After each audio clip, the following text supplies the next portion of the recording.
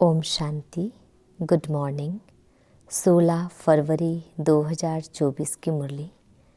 बाबा हम बच्चों से कह रहे हैं, मीठे बच्चे, अब अशरीरी होकर घर जाना है। इसलिए जब किसी से बात करते हो तो आत्मा भाई भाई समझ बात करो। देही अभिमानी रहने की मेहनत करो। बाबा हम बच्चों से प्रश्न पूछ रहे हैं, भविष्य राज तिलक प्राप्त करने का आधार क्या है? उत्तर है बाबा का, पढ़ाई। हर एक को पढ़कर राज तिलक लेना है। बाप की है पढ़ाने की ड्यूटी। इसमें आशीर्वाद की बात नहीं, पूरा निश्चय है तो श्रीमत पर चलते चलो। गफलत नहीं करनी है। अगर मतभेद में आकर पढ़ाई छोड़ी तो नापास हो जाएंगे। इसलिए बाबा कहते, मीठे बच्चे, अपने ऊपर रहम करो। आशीर्वाद मांगनी नहीं है, पढ़ाई पर ध्यान देना है। ओम शांति। सुप्रीम टीचर बच्चों को पढ़ाते हैं। बच्चे जानते हैं परम पिता परमात्मा पिता भी है, टीचर भी है। ऐसा तुमको पढ़ाते हैं जो और कोई पढ़ा न सके। तुम कहते हो, शिव बाबा हमको पढ़ाते हैं। अब यह बाबा कोई एक का नहीं है। मन मना भव, मध्याजी भव। इसका अर्थ समझाते हैं, मुझे याद करो। बच्चे तो अब समझदार हुए हैं। बेहद का बाप कहते हैं, तुम्हारा वर्षा तो है ही, यह कभी भूलना नहीं चाहिए। बाप आत्माओं से ही बातें करते हैं। अभी तुम जीव आत्माएं हो ना। बेहद का बाप भी निराकार है। तुम जानते हो, इस तन द्वारा वह हमको पढ़ा रहे हैं और कोई ऐसे नहीं समझेंगे। स्कूल में टीचर पढ़ाते हैं तो कहेंगे, लौकिक टीचर लौकिक बच्चों को पढ़ाते हैं। यह है पारलौकिक सुप्रीम टीचर जो पारलौकिक बच्चों को पढ़ाते हैं। तुम भी परलोक मूल वतन की निवासी हो। बाप भी परलोक में रहते हैं। बाप कहते हैं, हम भी शांति धाम के निवासी हैं और तुम भी वहाँ के ही निवासी हो। हम दोनों एक धाम के रहवासी हैं। तुम अपने को आत्मा समझो। मैं परम आत्मा हूँ। अभी तुम यहाँ पार्ट बजा रहे हो। पार्ट बजाते बजाते तुम अभी पतित बन गए हो। यह सारा बेहद का मांडवा है जिसमें खेल होता है। यह सारी सृष्टि कर्म क्षेत्र है, इसमें खेल हो रहा है। यह भी सिर्फ तुम ही जानते हो कि यह बेहद का खेल है। इसमें दिन और रात भी होते हैं। सूर्य और चांद कितनी बेहद की रोशनी देते हैं। यह है बेहद की बात।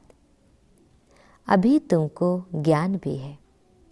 रचता ही आकर रचता और रचना के आदि मध्य अंत का परिचय देते हैं। बाप कहते हैं, तुमको रचना के आदि मध्य अंत का राज सुनाने आया हूँ। यह पाठशाला है, पढ़ाने वाला अभोक्ता है। ऐसे कोई नहीं कहेंगे कि हम अभोक्ता हैं। अहमदाबाद में एक साधु ऐसे कहता था, परंतु बाद में ठगी पकड़ी गई। इस समय ठगी भी बहुत निकल पड़ी है। वेशधारी बहुत है। इनको तो कोई वेश है नहीं। मनुष्य समझते हैं श्री कृष्ण ने गीता सुनाई तो आजकल कितने श्री कृष्ण बन पड़े हैं। अब इतने श्री कृष्ण तो होते नहीं। यहाँ तो तुमको शिव बाबा आकर पढ़ाते हैं, आत्माओं को सुनाते हैं। तुमको बार बार कहा गया है कि अपने को आत्मा समझ भाई भाई को सुनाओ। बुद्धि में रहे बाबा की नॉलेज हम भाइयों को सुनाते हैं। मेल अथवा फीमेल दोनों भाई भाई हैं। इसलिए बाप कहते हैं तुम सब मेरे वर्षे के हकदार हो। वैसे फीमेल को वर्षा नहीं मिलता है क्योंकि उनको ससुर घर जाना है। यहाँ तो है ही सब आत्माएं, अशरीरी होकर जाना है घर। अभी जो तुमको ज्ञान रतन मिलते हैं यह अविनाशी रतन बन जाते हैं। आत्मा ही ज्ञान का सागर बनती है ना, आत्मा ही सब कुछ करती है। परंतु मनुष्यों को देह अभिमान होने के कारण देही अभिमानी बनते नहीं हैं। अब तुमको देही अभिमानी बन एक बाप को याद करना है। कुछ तो मेहनत चाहिए ना। लौकिक गुरु को कितना याद करते हैं, मूर्ति रख देते हैं। अब कहाँ शिव का चित्र, कहाँ मनुष्य का चित्र। रात दिन का फर्क है। वह गुरु का फोटो पहन लेते हैं। पति लोगों को अच्छा नहीं लगता कि दूसरों का फोटो पहने। हाँ, शिव का पहनेंगे तो वह सबको अच्छा लगेगा क्योंकि वह तो परम पिता है ना। उनका चित्र तो होना चाहिए। यह है गले का हार बनाने वाला। तुम रुद्रमाला का मोती बनेंगे। यूं तो सारी दुनिया रुद्रमाला भी है, प्रजापिता ब्रह्मा की माला भी है, ऊपर में सिजरा है। वह है हद का सिजरा या है बेहद का। जो भी मनुष्य मात्र है सबकी माला है। आत्मा कितनी छोटे से छोटी बिंदी है, बिल्कुल छोटी बिंदी है। ऐसे ऐसे बिंदी देते जाओ तो अनगिनत हो जाएगी। गिनती करते करते थक जाएंगे। परंतु देखो आत्मा का झाड़ कितना छोटा है। ब्रह्म तत्व में बहुत थोड़ी जगह में रहती है। वह फिर यहाँ आती है पाट बजाने। तो यहाँ फिर कितनी लंबी चौड़ी दुनिया है। कहाँ कहाँ एरोप्लेन में जाते हैं। वहाँ फिर एरोप्लेन आदि की दरकार नहीं। आत्माओं का छोटा सा झाड़ है। यह मनुष्यों का कितना बड़ा झाड़ है। यह सब है प्रजापिता ब्रह्मा की संतान, जिसको कोई एडम, कोई आदिदेव कहते हैं। मेल फीमेल तो जरूर है। तुम्हारा है प्रवृत्ति मार्ग। निवृत्ति मार्ग का खेल होता नहीं। एक हाथ से क्या होगा, दोनों पहिए चाहिए। दो है तो आपस में रेस करते हैं। दूसरा पहिया साथ नहीं देता है तो ढीले पड़ जाते हैं। परंतु एक के कारण ठहर नहीं जाना चाहिए। पहले पहले पवित्र प्रवृत्ति मार्ग था, फिर होता है अपवित्र, गिरते ही जाते हैं। तुम्हारी बुद्धि में सारा ज्ञान है। यह झाड़ कैसे बढ़ता है, कैसे एडिशन होती जाती है, ऐसा झाड़ कोई निकाल न सके। कोई की बुद्धि में रचता और रचना के आदि मध्य अंत का नॉलेज है ही नहीं। इसलिए बाबा ने कहा था, यह लिखो कि हमने रचता द्वारा रचता और रचना की नॉलेज का अंत पाया है। वह तो न रचता को जानते न रचना को। अगर परंपरा यह ज्ञान चला आता तो कोई बतावे ना, सिवाय तुम ब्रह्मा कुमार कुमारियों के कोई बता न सके। तुम जानते हो हम ब्राह्मणों को ही परम पिता परमात्मा पढ़ाते हैं। हम ब्राह्मणों का ही ऊंचे से ऊंचा धर्म है। चित्र भी जरूर दिखाना पड़ता है। चित्र बिगर कब बुद्धि में बैठेगा नहीं। चित्र बहुत बड़े बड़े होने चाहिए। वैरायटी धर्मों का झाड़ कैसे बढ़ता है यह भी समझाया है। आगे तो कहते थे हम आत्मा सो परमात्मा, परमात्मा सो हम आत्मा।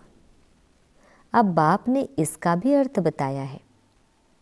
इस समय हम सो ब्राह्मण हैं, फिर हम सो देवता बनेंगे नई दुनिया में। अभी हम पुरुषोत्तम संगम युग पर हैं, अर्थात यह है पुरुषोत्तम बनने का संगम युग।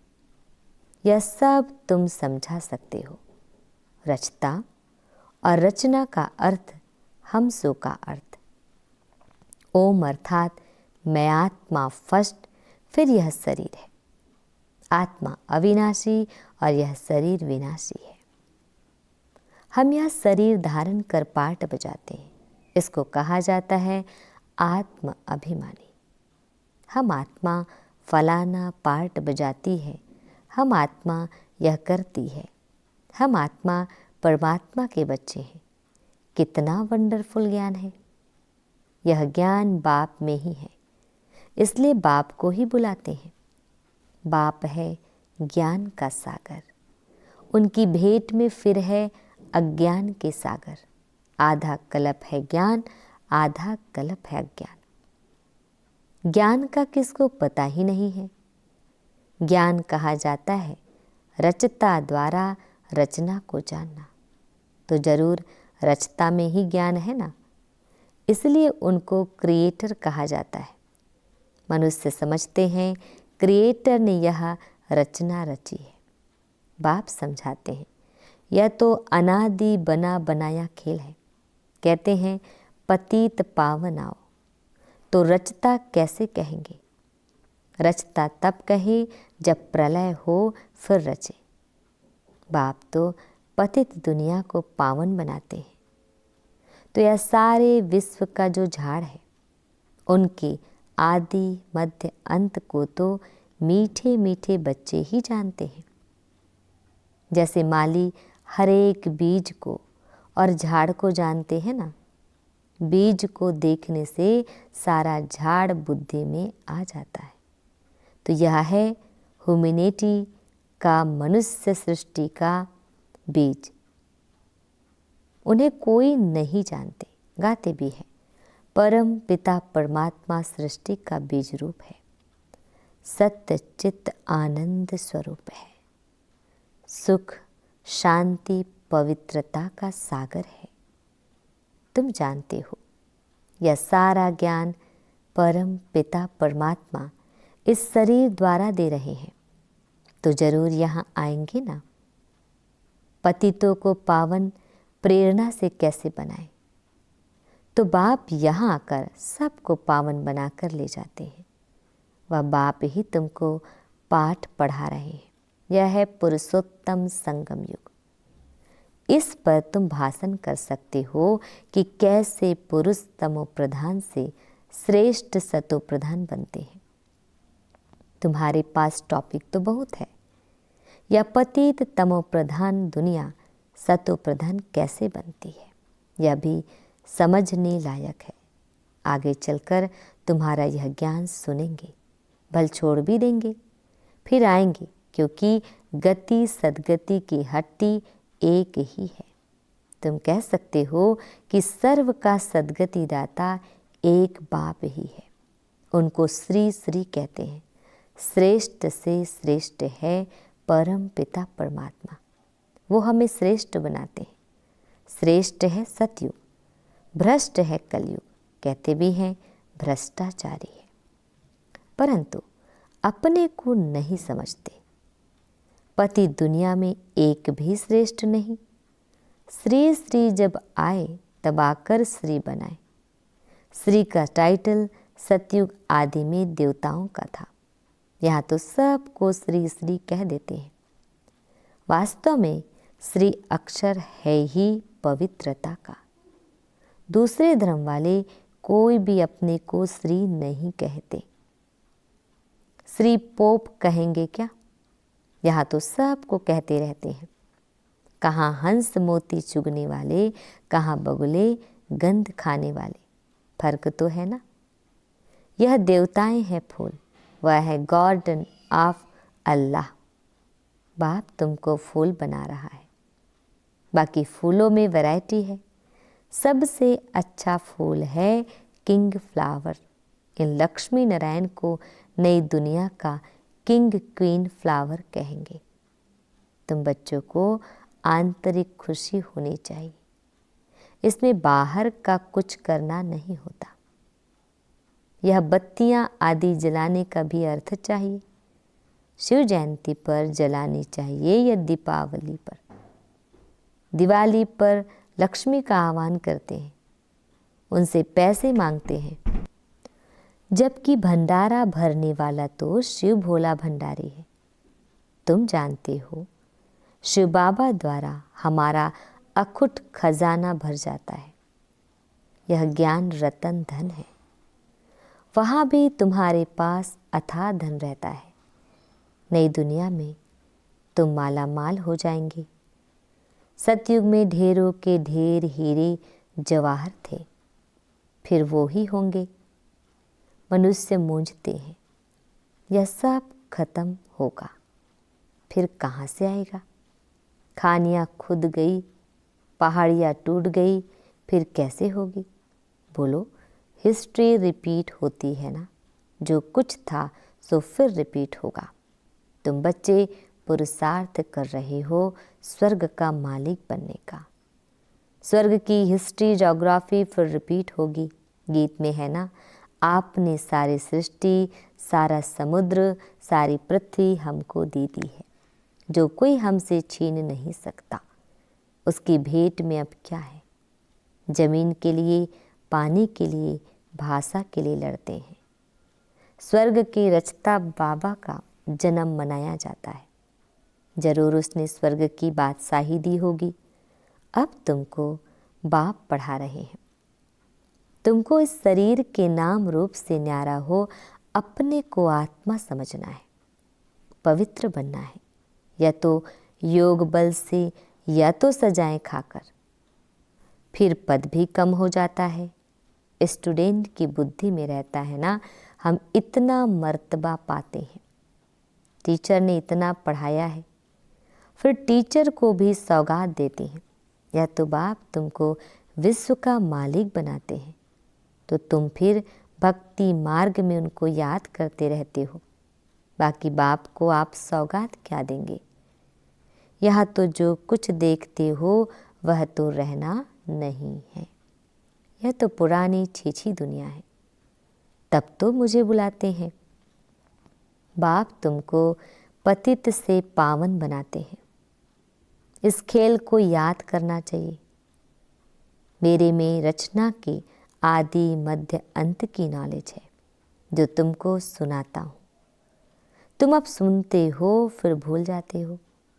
5000 वर्ष के बाद फिर चक्र पूरा होगा। तुम्हारा पाठ कितना लवली है। तुम सतो प्रधान व लवली बनते हो, फिर तमो प्रधान भी तुम ही बनते हो।